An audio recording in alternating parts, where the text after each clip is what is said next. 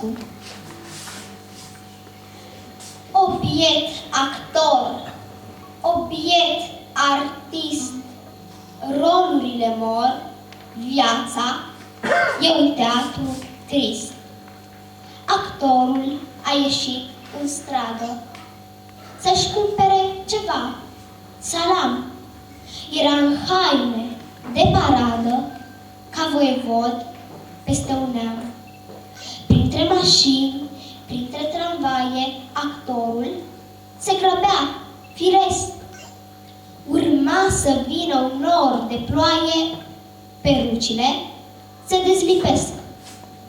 Și când s-a așezat la coadă, cu paloș, mantie și scut, deodată oamenii din stradă, ca voievod, l-au cunoscut.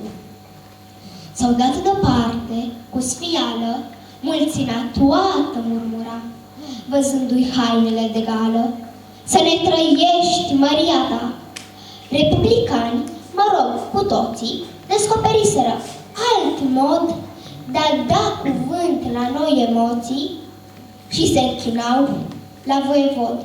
Dar ploaia a venit deodată și ei, văzând cu ochii lor întreaga-i față demachiată, i-au aruncat un fel de plat.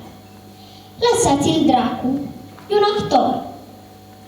Obiect actor, obiect artist, rolurile mor, viața e un teatru trist. Bravo!